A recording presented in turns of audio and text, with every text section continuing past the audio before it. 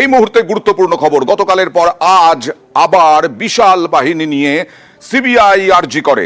এখনো পর্যন্ত যা খবর, এমার্জেন্সিতে ঢুকেছে সিবিআই। কথা বলবো প্রতিনিধি অর্পিতার সঙ্গে। অর্পিতা, গতকালের ভাঙচুর নিয়ে কি সিবিআই এখন এমার্জেন্সিতে তদন্তে গতকালের ভাঙচুর নিয়ে? দেখো, এটা মূলত কিন্তু যে ঘটনা ঘটেছিল, অর্থাৎ নির্যাতিতাকে যেখানে যেখান থেকে দেহ উদ্ধার হয় সেখানে কিন্তু তারা ঘুরে দেখবে এবং গতকাল যে ভাঙচুর হয়েছিল সেই ঘটনাস্থল পরিদর্শন করতে জয়েন্ট ডিরেক্টর সহ অ্যাডিশনাল ডিরেক্টর সহ সিবিআই এর বিশাল টিম এবং দিল্লির যে টিম সেই টিমও এসেছে, সঙ্গে বিশাল কেন্দ্রীয় বাহিনী এনেছে। কারণ গতকালের ঘটনার পরে সিবিআই সেখান থেকে যাওয়ার পর যেভাবে এখানে একেবারে ভাঙচুর করা হয়েছে সেই ঘটনা নিয়ে তারা যথেষ্টভাবে উদ্বিগ্ন, যে কারণে আজকে সকালবেলায় জয়েন্ট ডিরেক্টর তিনি নির্দেশ দেন যখনই যেখানে যাবে সেখানে যেন এক্সট্রা ফোর্স যেন নিয়ে যাওয়া হয়, কারণ যে কোনো সময় অপ্রীতিকর ঘটনা ঘটতে পারে। সেই কারণে কিন্তু বিশাল ফোর্স নিয়ে তারা এসেছে। গতকালের ঘটনা তো অবশ্যই, তার সঙ্গে যেখানে ঘটনাস্থল সেখানেও তারা ঘুরে দেখবেন, কারণ এখনো অব্দি রেজিস্টার শুধুমাত্র বাজেয়াপ্ত করা হয়েছে এবং আজকে এখনো পর্যন্ত যে অপসারিত যিনি কিনা এখানকার, অর্থাৎ এই হাসপাতালের যিনি কিনা বলা যায়। ওকে, ধন্যবাদ।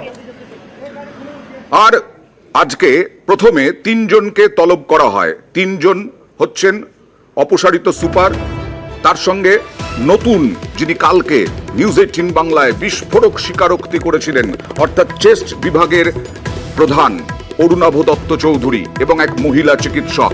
এই 3 জনকে তলব করা হয়, জিজ্ঞাসাবাদ করা হয় সিজিও কমপ্লেক্সে।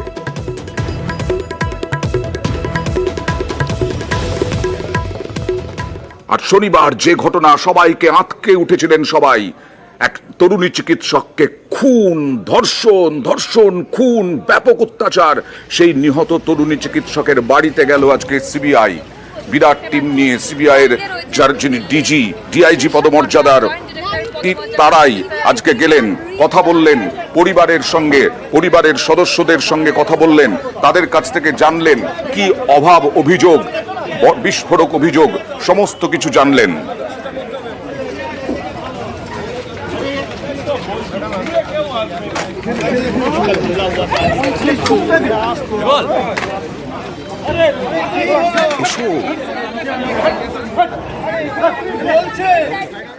আর আজকে 8 ডাক্তারি পড়ুয়াকেও তলব করেছিল সিবিআই সিজিও কমপ্লেক্সে। সম্ভবত জানা যাচ্ছে রেজিস্ট্রার এবং তার সঙ্গে সঙ্গে যে ডিউটি রস্টার বাজেয়াপ্ত করেছিল সিবিআই, সেই দিন রাতে অর্থাৎ শুক্রবার রাতে কারা, বৃহস্পতিবার রাতে কারা ছিলেন ওই নিহত তরুণী চিকিৎসকের সঙ্গে ডিউটিতে এবং সেখানে কি ঘটেছিল, এই সব জানার জন্যই। এছাড়াও আরজি করের ঘটনায় টালা থানার ওসিকেও তলব, কেস ডায়েরি, এফআইআর সহ সিবিআই ডেকেছে। অভিজিৎ মণ্ডল, ওসি টালা, নথি নিয়ে হাজির হলেন সিজিওতে।